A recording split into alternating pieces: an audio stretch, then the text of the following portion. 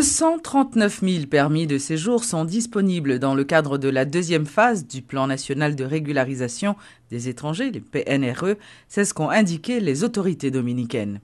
Information rapportée par le président de la Fondation Zilet, Edwin Paraison. Il s'agit de permis provisoires qui ne permettront pas de régulariser de manière définitive la situation des étrangers qui bénéficient d'un statut migratoire provisoire d'1 ou de 2 ans. Cependant, les anciens coupeurs de canne, appelés braceros, et leurs descendants, qui selon les statistiques représentent plus de 90 000 personnes, ne sont pas inclus dans ce plan, même si ces pensionnaires de l'État dominicain devraient bénéficier d'un statut de résident permanent.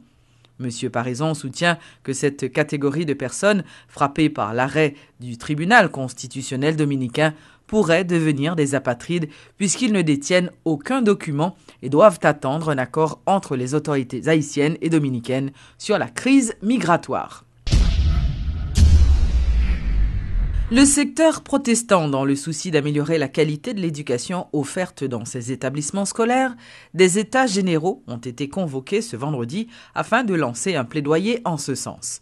La Fédération des écoles protestantes, qui organise cet atelier, estime qu'il y a des faiblesses à combler du côté des responsables des établissements, mais également des efforts à faire du côté de l'État pour parvenir à une éducation de meilleure qualité.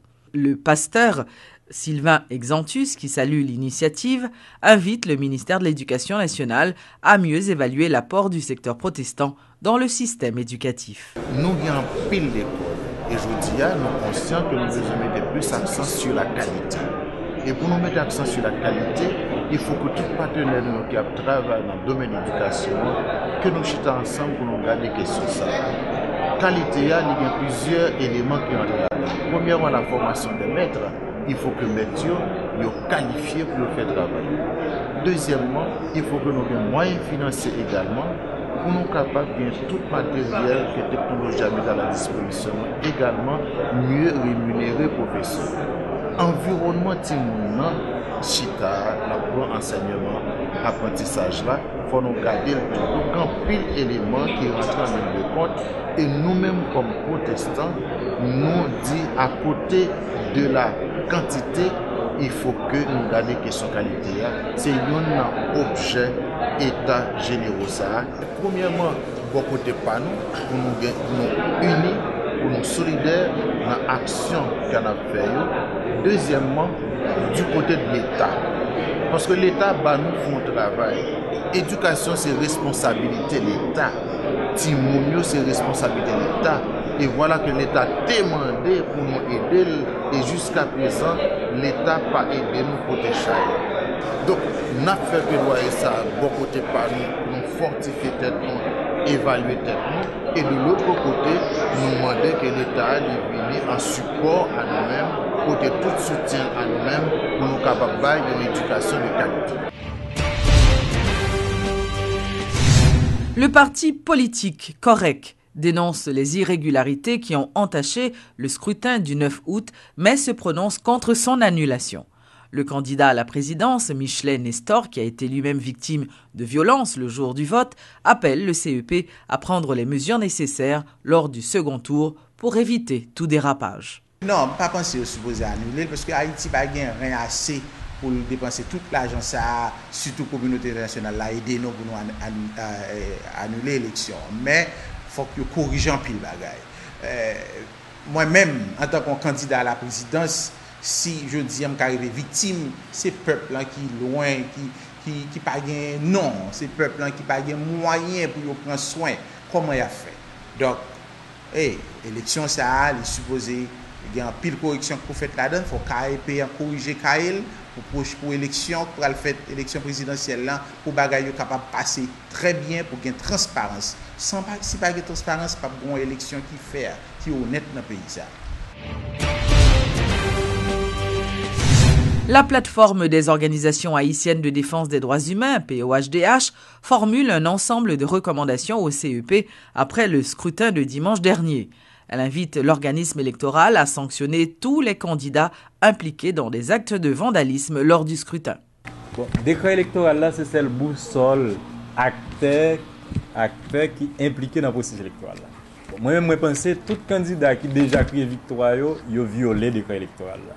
Même gens, tout observateur qui fait pronostic pour dire mais qui monde qui devant, mais qui monde qui passe, mais qui monde qui va passer, il a violé le décret électoral. Parce que le décret électoral il interdit pour dire personne monde pas gain droit faire pronostic pour dire mais qu'est-ce qui devant, c'est le KIPA qui est compétent pour ça. Donc moi-même je crois qu'il faut que nous respecter les principes démocratiques, il faut nous respecter indépendance et autonomie institution, le fait que nous d'accord c'est eux même qui pour mener le processus là.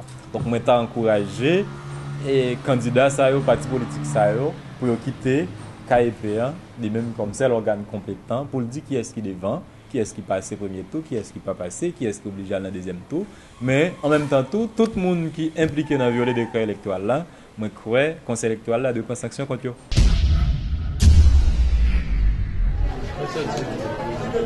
Le docteur Kessler Dalmassi a organisé ce vendredi des consultations dans une clinique mobile pour les femmes dans la commune de Carrefour. Elles ont pu bénéficier de soins de santé tout en participant à des séances de dépistage du cancer du sein gratuitement. Problème de sein, surtout quand les femmes. Et donc, les jeunes nous ont identifié sur le plan clinique, c'est-à-dire que si ça nous à partir de l'examen que nous faisons, et parce que nous n'avons pas gagné des examens par clinique à notre portée, mais nous avons essayé de diagnostiquer type de problème ça. Donc, nous gagnons des jeunes, ce sont des tumeurs bénignes, que nous gagnons des jeunes de 18 à 20-25 ans, et des individus âgés n'ont pas qu'à dire que les tumeurs ni bénigne ni maligne, c'est-à-dire cancer, mais nous réclamons suivi. Donc,